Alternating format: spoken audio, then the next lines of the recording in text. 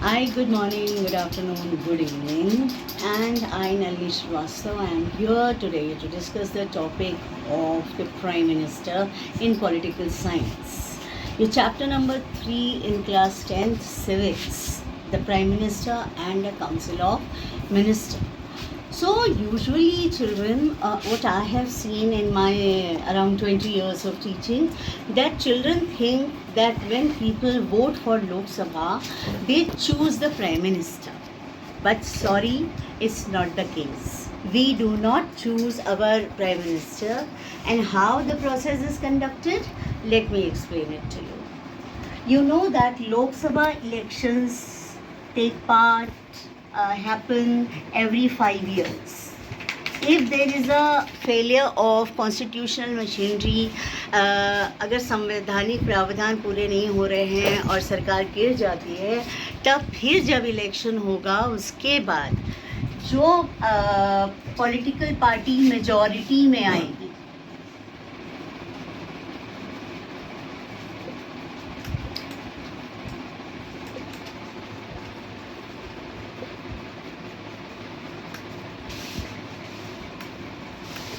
Right, तो elections में जो भी पॉलिटिकल पार्टी मेजॉरिटी में आएगी, for example currently we have a BJP government, they got the majority.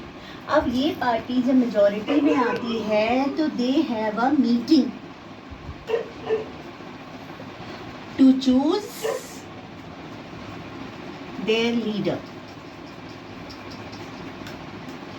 अब अगर हम बात करें बीजेपी की, तो बीजेपी के अध्यक्ष वैसे तो जेपी नड्डा जी हैं, लेकिन हमारे प्राइम मिनिस्टर श्री नरेंद्र मोदी हैं. तो वो कैसे प्राइम मिनिस्टर बने कि जब हमारी पॉलिटिकल पार्टी जो मेजॉरिटी में आई उसने एक मीटिंग की और उन्होंने चूज़ किया मोदी जी को अपना लीडर. ठीक है, अब ये इन्फॉर्मेशन जो है वो प्रेसिडेंट को दी जाती है और president announces, elects, finalizes and announces the name of the Prime Minister. So we did not choose. We chose our Lok Sabha representatives.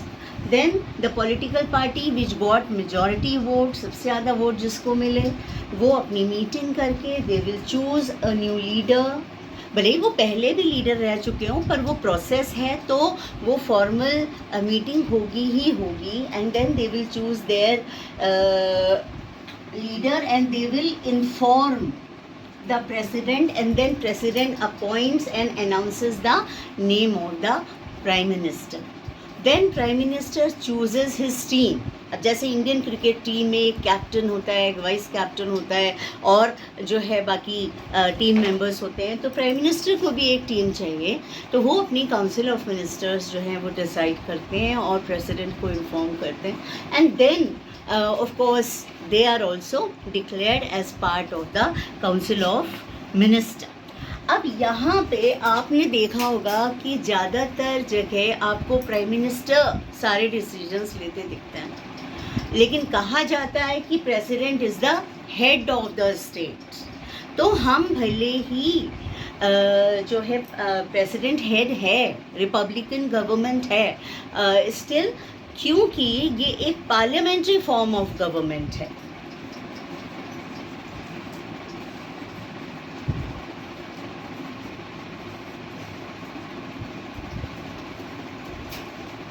तो इसमें definitely parliament is more powerful. Parliament means both his houses and the president. So ultimately the decisions, all the decisions go in the name of president, but the real head or the real power lies in the hand of the prime minister and his or her council of ministers. So you should know the difference. Now suppose what happens when there is no political party in majority.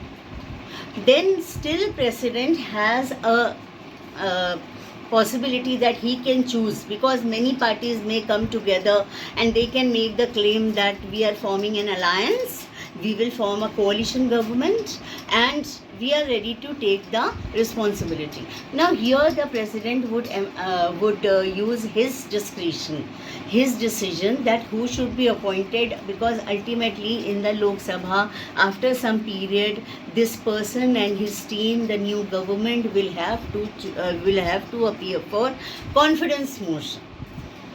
Confidence motion means they have to show कि लोकसभा में या total parliament में उनकी इतनी strength है कि वो 5 साल सरकार चला सकते हैं.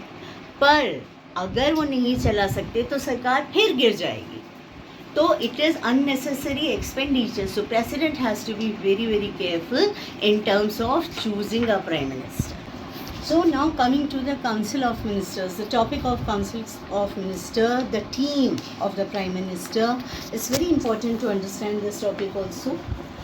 As per Article 75, the Prime Minister shall be appointed by the President, and his Council of Minister will also be appointed by the President on the advice of the Prime Minister.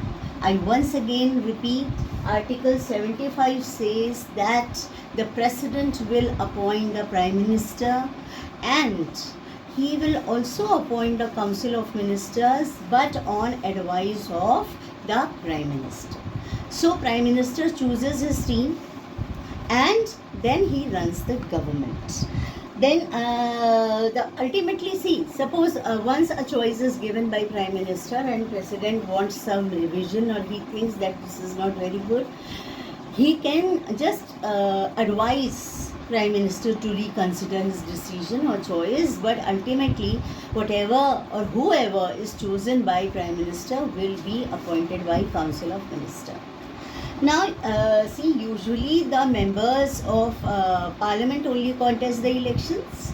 They all have to be member of Parliament, whosoever is going to get appointed as the Council of Minister.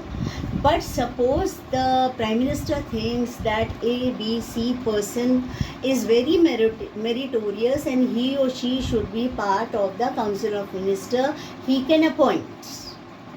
But the condition is that from the date of appointment to the council, he or she has to get chosen to the parliament or appointed to the parliament. So there has to be a procedure where they will contest the election, or they can be nominated as the nominated member, and they are there. Then only they will continue after 6 months. Otherwise, if they fail to secure a seat in the parliament, अगर उन्हें parliament में 6 महीने बाद भी seat नहीं मिलती है, then they cease, stop being a member of Council of Minister, and they are removed. Now, I've written this year before 1979. Now, before 1979, there was no term as cabinet. You must have heard the cabinet minister or Prime Minister and his cabinet. The word cabinet was not used before 1979. The team was only referred to as the Council of Ministers. Then by 44th Amendment Act, the revision was made. And it was decided that with regards to national emergency, you know what is a national emergency? An emergency which is put in the country or promulgated in the country in the case of an aggression or a chance of aggression or war. So for this national emergency, the president needs the confirmation from the Prime Minister and the most important ministers. So the who are the most important ministers? Till then it was not classified, but then it was decided that nationally important subjects, for example, the defense minister, the finance minister, the home minister, certain ministers were given the special status in the team of Council of Ministers, and they were known as the cabinet ministers. And then there are further two ministers, type of ministers, which are there in the Council of Ministers. One thing you must remember, that Prime Minister is also included in the Council of Ministers. Now I told you about Cabinet Minister. So that is the first category. So if we talk of Council of Ministers, there are three type of ministers. Okay, first we have already done Cabinet Ministers. Cabinet ministers or the cabinet, they hold the most important portfolios. Please remember the word portfolios. Okay, now if you are asked example is defense, finance, etc. The second type or category of ministers is ministers of states. Now they do not hold very important portfolios. They are given other portfolios which are not part of cabinet, and they cannot participate in the cabinet meetings till they are invited. Whenever an important decision is to be taken at the level of country or international relation, the cabinet ministers and the prime minister, they all hold meeting, they take decision, and they send it to the president. But ministers of state, it is not necessary that they will participate in the cabinet ministers meeting. Yes, if there is something that pertains to their portfolio, then they may be allowed to attend the meeting. So they are not part of the cabinet. The last is deputy deputy ministers. As you might be saying deputy minister, right? So the deputy means under someone senior. Like if there is a deputy prime minister, means there is a prime minister, and under him there is one assistant who is going to assist him, and he or she gets the position of deputy prime minister. Similarly, in UP, you have seen that there were two deputy chief ministers in the last term, and they are new ones, of course, but they are there in current term also. Now, these are the junior most. Okay, they just assist the cabinet and the ministers of state, and they never participate in cabinet meetings.